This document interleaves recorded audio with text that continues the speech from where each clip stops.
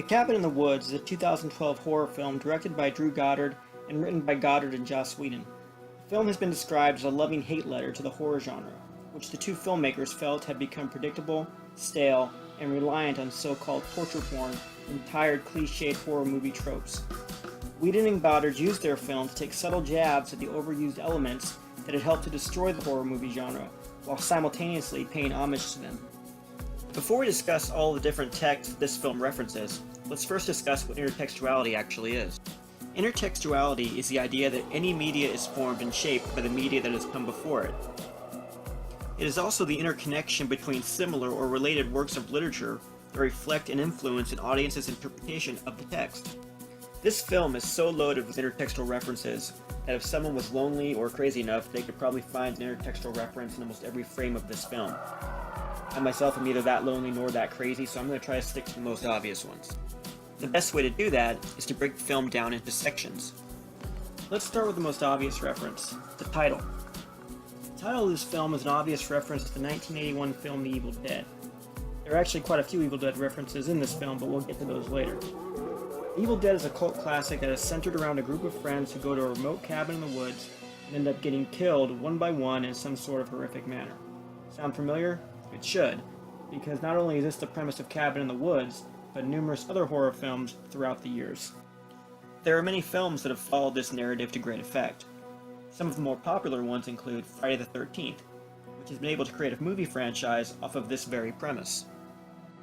The Blair Witch Project, which is often credited with reinvigorating the horror genre through its use of found footage, improvised dialogue, and creative marketing, still employs many of the classic horror movie tropes from earlier films.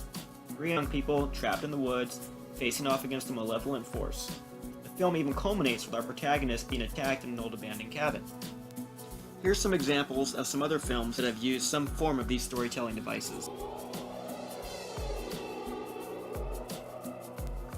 The second example of intertextuality comes during the opening credits sequence, which is almost a direct lift from the 1997 psychological thriller Funny Games, directed by Michael Haneke. People riding in a car, having a conversation as the title card appears on the screen.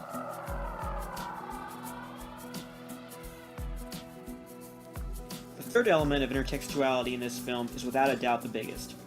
There are probably over 100 references in this film to monsters and characters from other horror films.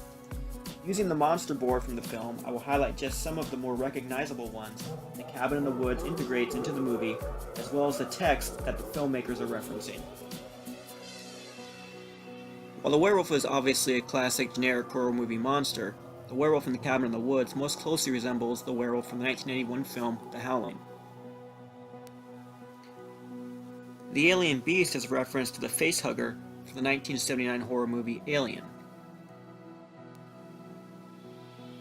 The angry molesting tree is another reference to the 1981 film The Evil Dead.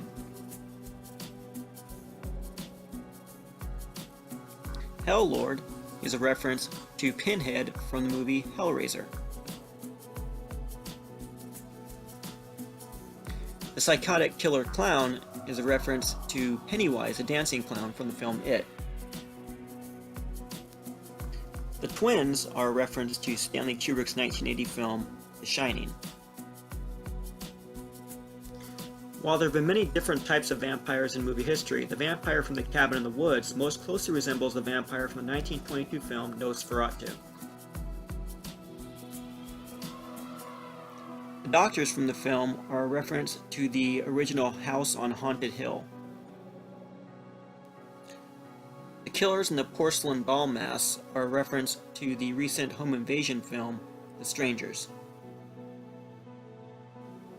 Reptilicus is a reference to the obscure 1961 monster movie of the same name. Okay, I promise we're almost finished. There are just a few more. For example, the cells that hold all the different creatures in the movie are actually a reference to the 1997 film Cube. There are even some subtle nods to some real classics, like this literal subtle nod to Michael Myers from Halloween. And take a look at the security camera in the top left corner. Does that dinosaur foot stepping into frame look familiar? To be honest, I've just scratched the surface on how many other texts this film pays homage to. From the obvious to the obscure, It's pretty clear that the cabin in the woods is operating on a completely different level when it comes to intertextual references. So that's it. I know I bombarded you with a lot of information, but if I could choose for you to have just one takeaway from my project, it would be this. Tequila is my lady! My lady! Come on in, guys. Come on in, come on in. You're welcome. Tequila! From darkness, there is light.